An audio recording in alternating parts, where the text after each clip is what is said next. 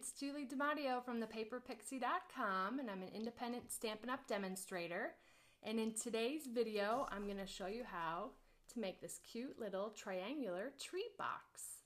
So we'll wait a few minutes for folks to join.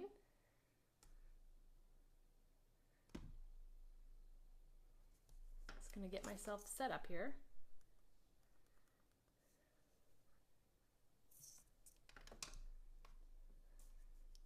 Hello, hello.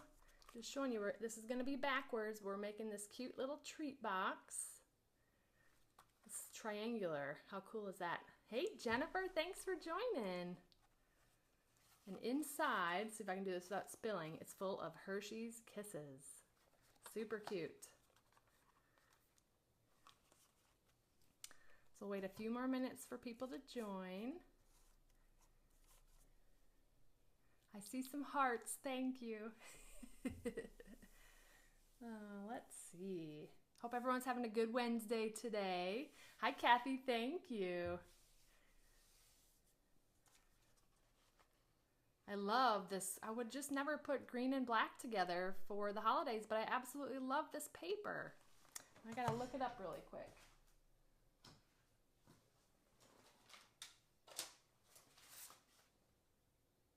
Merry Little Christmas. I gotta see if I can remember that. Hello, hello. We'll get started here in just a few moments. There's a few things I want to talk about. I'll recap again at the end of the live broadcast, but we've got a couple of great promotions going on right now.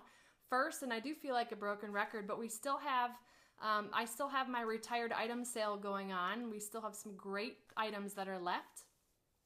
And that you can find on my blog. On the menu of my blog, there's a shop button. If you click down on that menu, you'll see a link for retired items sale. So go ahead and shop those great items. Hello, Robbie. Thanks for joining. Jackie, thank you. And then there's a paper pumpkin thing that they're doing that's really cool. I think this is the first time they're doing it. But for paper pumpkin for the months of October and November, those two kits are going to coordinate together. They're kind of back-to-back coordinating kits. So if you haven't signed up for Paper Pumpkin, go ahead and do that by October 10th. Am I doing that right? No. Yes, by October 10th. Sign up for Paper Pumpkin by October 10th. Then you will get October's Paper Pumpkin kit. And then if you stay on as a subscriber, you'll also get November's kit, and those two are going to coordinate together. So that's Paper Pumpkin, and it's supposed to help you get ready for the holidays. So I'm assuming it's probably some cards and maybe some type of treat holder or something like that, things that go together to kind of help you be prepared for the holidays. So that's Paper Pumpkin. So retired item sale, Paper Pumpkin. We also have a host promotion going on where you can host a party to earn or to have up to $300 in sales. You would earn an exclusive stamp set called Merry Patterns. And if you're like me, you probably have a wish list. Hey, Andy, how are you? You probably have a wish list that is a mile long. So you might be able to pull together your purchases and spend $300, but there is this exclusive stamp set called Merry Patterns. And if you'll hold on, let me see if I can find it. I know that I have it somewhere. Oh yeah, here it is. As they all topple over. Okay. So Merry Patterns, this is the, I know it's backwards, I apologize, but this is Adam Zellin, hello. Merry Patterns, this is the exclusive stamp set you can earn if you spend $300 or more, or get together your friends and put together a purchase. And then the final thing I want to point out is that for any orders of $75 or more that you order through me, I'm giving you a free pack of the Whisper White envelope. So that's just a perk for shopping through me, orders of $75 or more. And you'll just want to apply the host code to that order, and you can find that in my right sidebar. So let's go ahead. We're going to do this project, this super cute little triangular treat box. So I'm going to flip the camera. Bear with me, as I've got my cord in the way. Let's see. All right, let's get this out of the way. Here's the project. I am watching questions as they come through, so just holler at me and I'll try to address them. If I forget, I will look at them after the broadcast. All right, so this triangular treat box is not my original idea. I want to give credit to Amanda Charlesworth. Her blog is called Scrimping Mommy, and this is a super fun triangular treat box that I have filled with Hershey's Kisses here. So we're going to make this together tonight. Robbie says, whoa, I'm dizzy. I know, it's hard when I flip that camera, but you wouldn't see my smiling face if I didn't do it otherwise, right? All right, so we are going to use a piece of basic black cardstock. Don't worry about writing down these measurements. They will be listed on my blog tomorrow, on my tomorrow morning's blog post that will post at 5 a.m. Eastern. But this measures 7 inches by 9 3/4. And I'm gonna go ahead and bring in the Simply Scored here. And on the long side, so the 9 3/4 inch side, we are going to score this at 1 3/4, 4 1/4, and 7 1/4. I'm going to go ahead and rotate it, and we're going to score this at 2 inches and 5 inches. Okay, I'm going to go ahead and put away the scoreboard, but I'm going to keep out my stylus because we're going to actually do some diagonal score lines. All right, so, and I actually need to make a couple of pencil marks, but we'll do that in just a minute. Okay, so I think you can probably start to see these score lines. All right, I'm going to show you a template here in just a minute, and I'm going to pull in, bear with me for 1 second.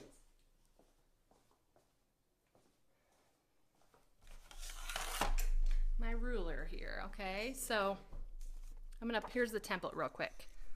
All right, so we're gonna end up cutting away a lot of, and actually, you know what? I'm gonna go ahead and cut away the cardstock real quick before I do this. It'll be easier to see. So we have a section at the top here that is narrower than the section at the bottom, all right? Oh, Robbie, great question. Which end of the stylus do I use? When I'm using cardstock, I use the smaller end. It just scores much better and stays in this track better. And I would also recommend with designer series paper that you would use the larger end. But for cardstock, I use the smaller end, okay? So I'm just gonna bring in my paper snips here, and I'm gonna go ahead and cut away. So again, this section at the bottom is slightly wider than the section at the top, okay? So we're gonna just cut away these 2 bottom rectangles. So let's go ahead and do that. And I'm just following it right along those score lines that we made. I know that's probably difficult for you to see here on basic black. I will bring in the template again. I also will have a picture of the template on my blog as well. Just kind of helps to imagine what this will look like. So we're removing these bottom 2 rectangles.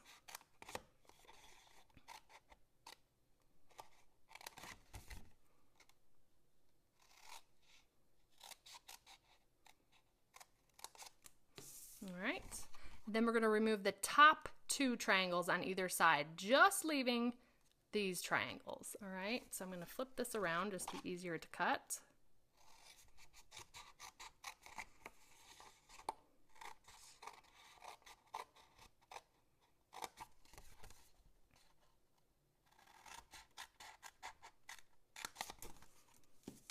I know we're cutting away a lot of paper, but hey, save this and you can use it for other projects. There is one basic black piece that we'll use on the layers for the sentiment, so you could certainly use the scraps for that.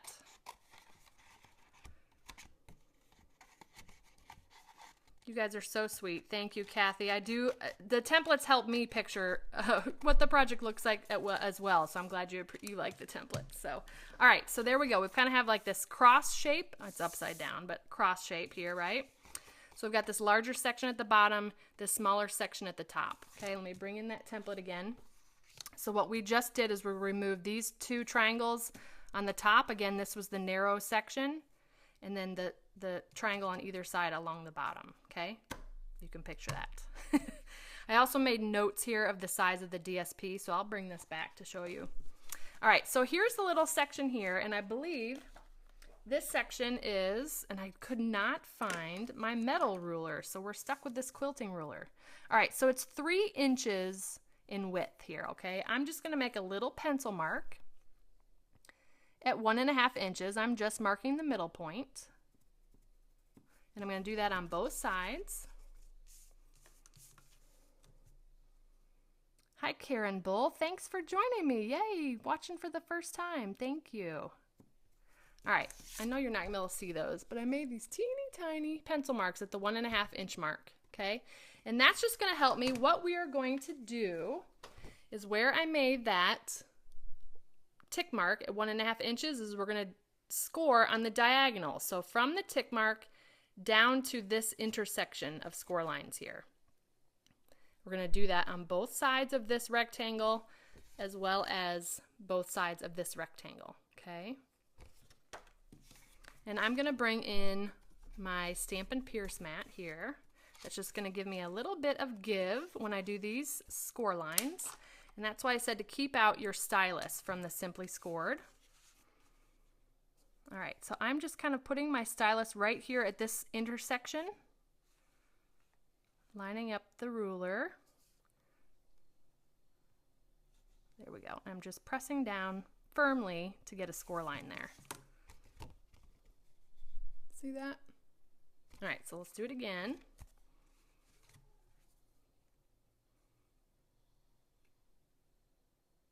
All right, so that little tick mark down to that corner.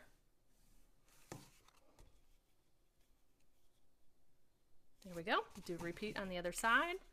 This is one of those boxes that I saw on Pinterest and I just could not figure out how the heck that triangular shape was made.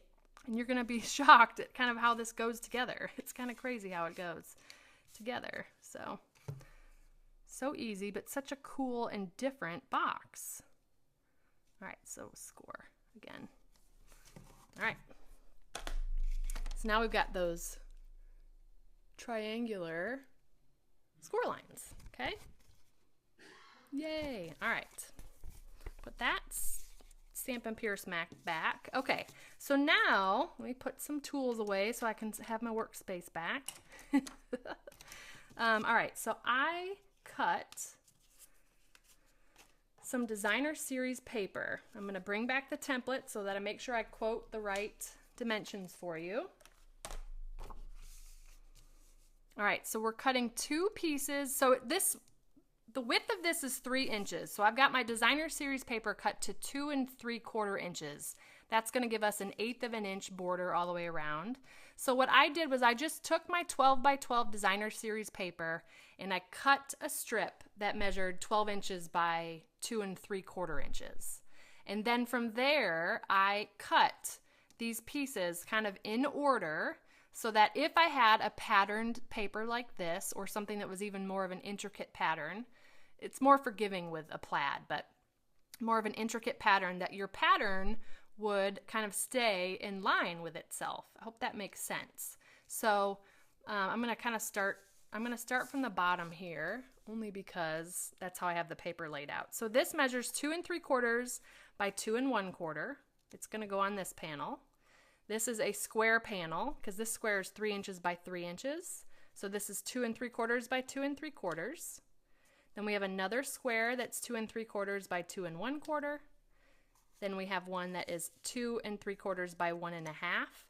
And we have one more that's 2 3/4 by 1 1/2. And I'm going to show you, we're going to put that on the inside of the flap to hide our magnet. All right, so that's a little trick there. And we're also going to hide the other magnet on this bottom panel here. And I'll show you the trick to do that as well, okay? So I'm going to put these back, put them back in the order real quick, and I'm going to kind of show you the method to my madness.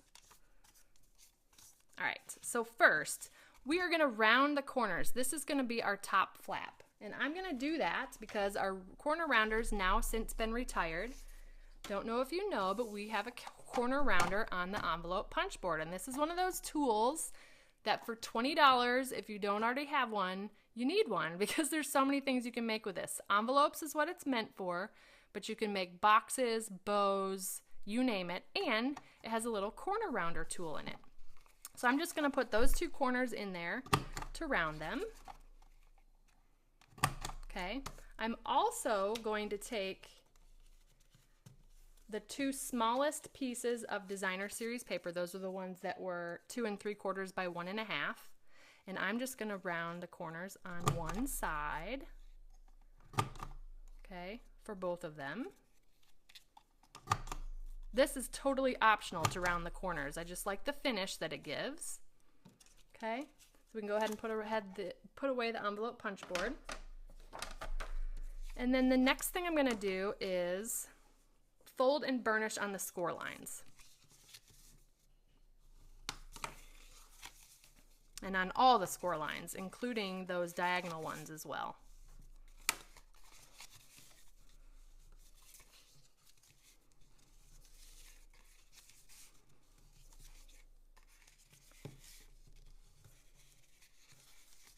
And this folding and burnishing is just going to give you some really crisp edges to your project, gives it a nice finished project.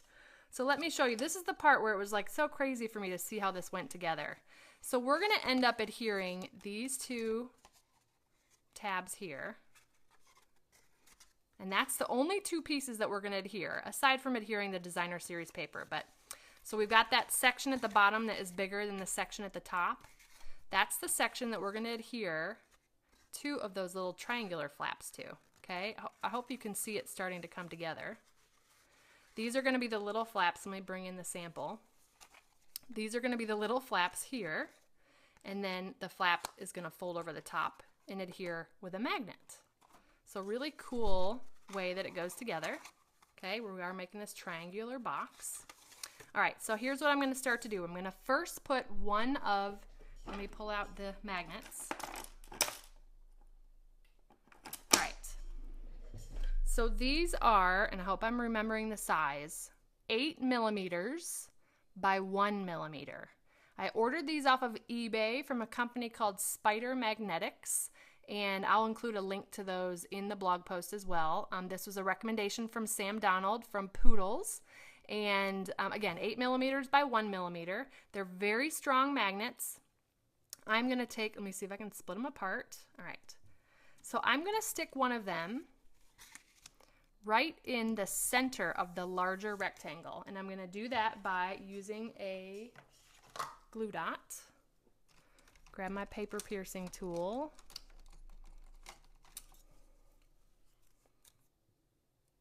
Oops.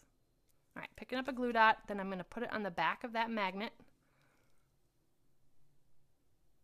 All right, and then we're going to place that right in the center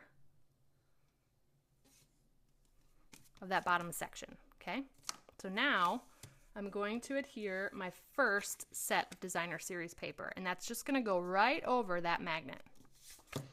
My glue of choice is our liquid multi-purpose glue. Use whatever glue you'd like. And I'm just going to go ahead and put kind of blue on the around the perimeter, glue around, I said blue. Glue around the perimeter. There we go, and just some in the center. Go ahead and adhere that down. Again, this is gives about 1/8 of an inch of the basic black border around it. And we're hiding that magnet. Now, I did not hide the magnets on my sample, but I like it better hidden.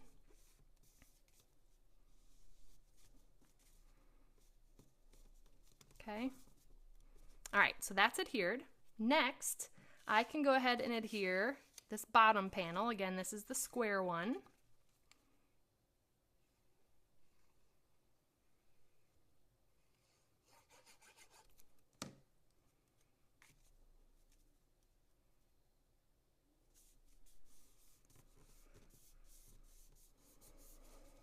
All right, then we can go ahead and adhere the next panel. We're not hiding any magnets on this one. This is the fun part where you get to pick out the paper you want to use, the color scheme.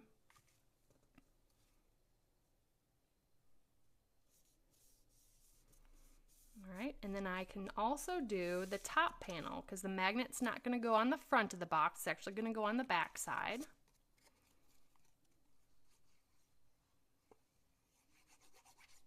All right.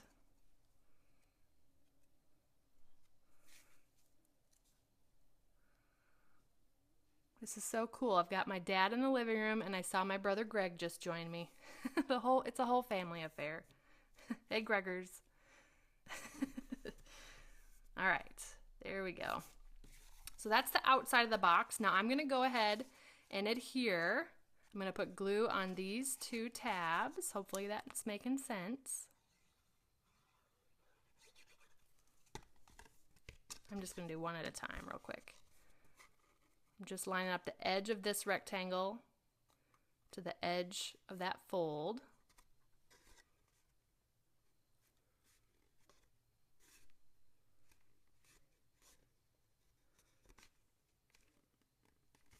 I'll do the same thing on the other side. We'll put glue on this fold here.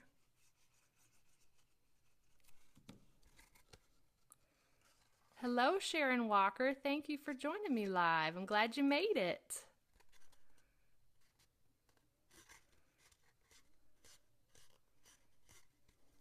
All right, so we've got those adhered. The box is really coming together. So the only thing we really need to do now is adhere the next magnet. So the connecting magnet, and then we will do our sentiment, okay? So here's the trick with the magnet. I'm literally just gonna take this magnet and kind of drop it on that front panel. Did you see that? If only I could do an instant replay. They're so strong, so it's picking it up. That's right where we want that magnet to adhere, okay? Megan, yes, you're having flashbacks to crafting. I love it. All right, I'm picking up another glue dot. All right, so we know right where that magnet's supposed to be.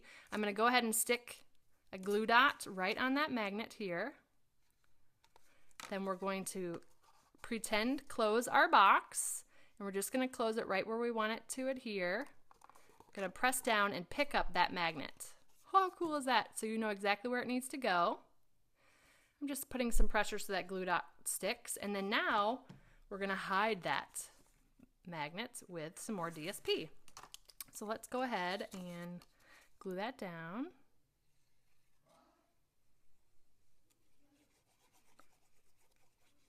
Putting a little bit of extra glue on this one, just so I want to make sure that that covers that magnet.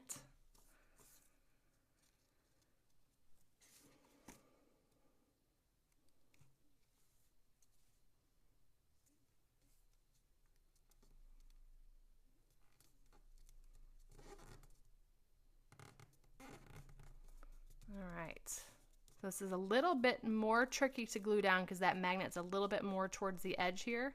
So you just want to make sure you've got that liquid adhesive going all the way up to the edge there, especially this front curved edge. Greg asks if that glue is like an Elmer's glue. It is a little bit, Greg, but it's better. I think it's better anyways. I feel like it holds paper better. All right, so now look at this. So cool. Look at that. I love it. All right, so let's go ahead and decorate our box. We are going to use, first, we're going to use a couple different dies and a circle punch, okay? All right, so you girls are talking about hoarding our craft products, aren't you? Just admit it, we're all hoarders, right, with our crafting? All right, so I'm going to use our silver foil, and we're going to use one of the circle dies from the Stitched Shapes framelits. Okay, love this set of dies. So we've got squares, ovals, and circles, all with a stitched pattern. I'm going to go ahead and bring in my Big Shot. It's going to take up the screen here. All right. So cut out a circle there.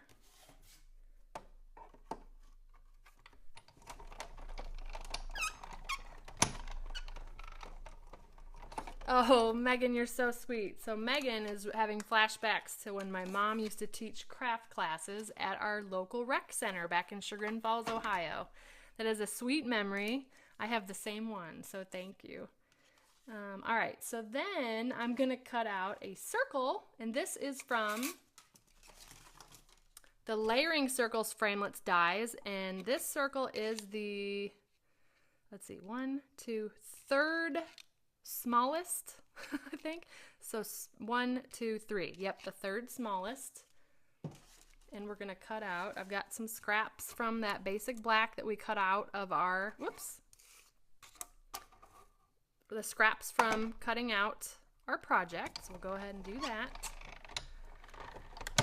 Now the reason why I am using the layering circles framelits for this black layer is because we don't have a punch that layers as nicely as this one does. So this is kind of in between the 1.5 and the 1 3/4, right? So that just gives us the ability for that silver foil to peek through, okay? Then next, I'm gonna stamp an image from, got everything right next to me here. But from the stamp set, Hearts Come Home. I love this stamp set. It coordinates with this awesome set of dies so you can build this really beautiful scene of houses for the holidays. We are not going to use the die set, but you can buy these two together at a bundled 10% off price. We're going to use the sentiment Merry and Bright from Hearts Come Home. And I'm going to stamp that in basic black. And this is our archival ink. You can use your black of choice. We also have the Memento ink that works as well. So it's foil paper, Gregors. The silver is a foil paper, so it's the foil on, I believe it's adhered to a paper base. But it's a very cool effect. All right, Merry and Bright. This one we are going to punch out with the 1.5 inch circle punch, which is well loved with silver glimmer pieces. I used it for a holiday project last year. So that'll center in there nicely. All right, so now you can kind of see our layering. So we've got the silver foil paper with the stitch shapes framelits. Then we've got from the layering circles, a basic black, and then our sentiment's gonna go on top. So we'll have a little peek of black peeking through. I love this layering effect. Fun way to put, it's always fun to put together with our dies. So I'm just gonna use some liquid glue. Start with the white. You do want to be careful with that basic black because sometimes it takes a little while to dry on the Whisper White, so you don't want to smear it. I'm just going to flip it over and press it down. It's my trick, just so I don't smear it. Jackie, that is a great tip. You can cut metal with the dies, like Coke cans. Has a really cool effect. So many things are so many different types of mediums our dies can cut. Jackie, now you're going to get my brother Greg hooked on Stampin' Up. Let's see. All right, so I'm just gluing that right onto the silver foil. It takes a little bit longer to adhere to the silver foil because it does have that foil layer. Let's make sure I didn't just move that out of the way. All right. So now what I do to attach this to the front, I'm not putting any additional dimension here, but I'm going to put liquid glue kind of on the top 2/3.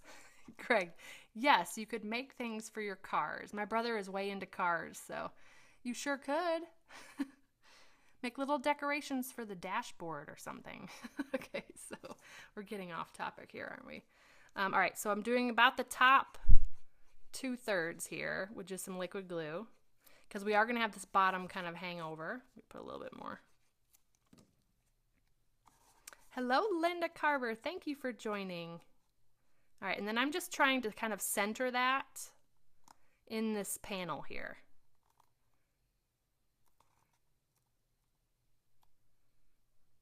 And give it a minute to adhere. Adjust it if you need to.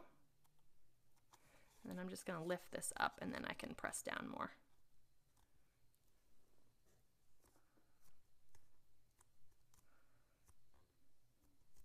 Linda, you can catch up on the replay so you don't miss anything. We're doing the super cute triangular treat box here that holds a whole bunch of Hershey's Kisses. I'm tongue-tied. All right, and this closes with a magnetic closure. Now, to give it a little bit of interest, we're going to use our tinsel trim, and it comes in, it's one order, but it comes with 5 yards of red and 5 yards of silver, and it's such a cool embellishment. You get 5 yards of each, so we're gonna go ahead and use the silver. And I'm just gonna do a little bunny ears bow here. This is kind of my bow of choice because it kind of turns out perfect every time. So I'm just making 2 bunny ears.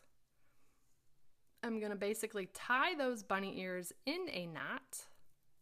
And the trick is I let go of my left hand as I pull that bow. Okay, you'll have to watch that on the replay. But I'm just gonna kind of finagle it and pull and tug and resize, reshape, but it should stay in a pretty decent bow for you. I don't know who figured out that tip with the bunny ears, but I love it. It's one of my favorite ways to tie bows. And I'm going to leave that knot just a little bit loose so it's not too thick of a knot, if that makes sense. And then I'm just going to go ahead and cut off the ends.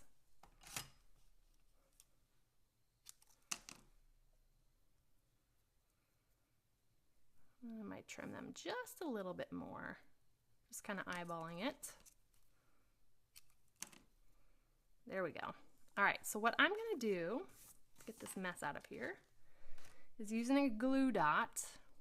Actually, I'm going to do 3 glue dots. So kind of roll back the paper, excuse me, and I'm going to just apply the ribbon right to the roll of glue dots, and I'm going to pick up 1 glue dot right on the back side of that knot, and then a little bit to the left and right of that knot. And I just do the 3 glue dots because I find that my bows don't wiggle around at all when I do that. So I know you're not going to be able to see that, but on the back of the bow, we've got 3 glue dots.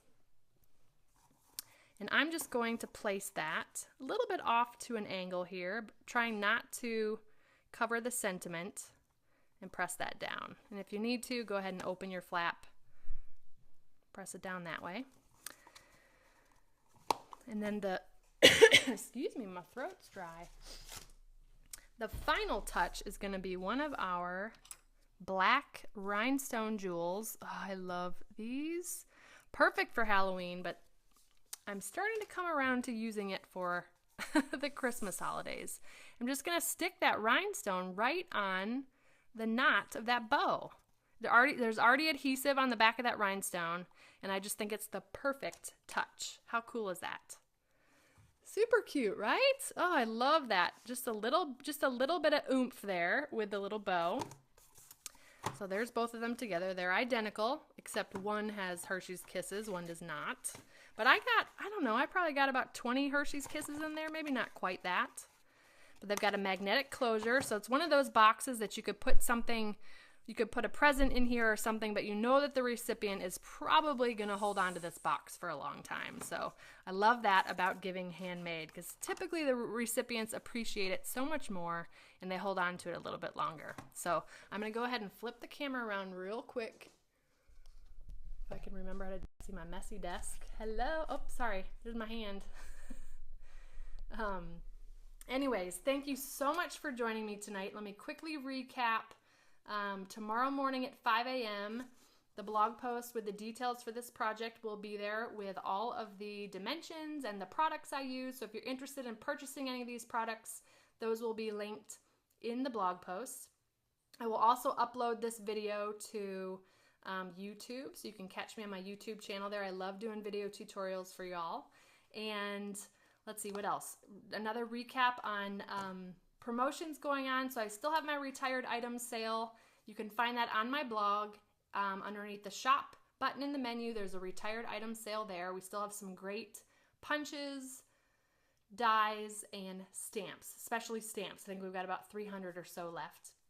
Super great prices. I've dropped prices, so go ahead and shop, find some goodies for yourself. Paper Pumpkin. If you're not already a Paper Pumpkin subscriber, why don't you go ahead and sign up before October 10th. October's and November's kits are going to be coordinating kits, and they're supposed to help you with your holiday planning or projects. So some cards, I think, and then probably some coordinating something else to the cards. But you don't need to have both months. So don't feel like you need to have both months, but that is kind of a cool perk. Both will coordinate. We've got the Mary Pattern stamp set. It's going to be backwards for you, but orders of 300 or more, you will earn this stamp set. It's exclusive to that only. And the last one is if you shop through me and you place an order of $75 or more, I'm throwing in a free gift for you.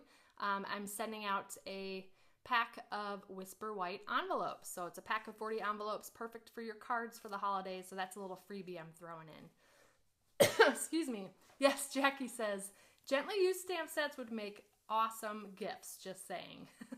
I agree.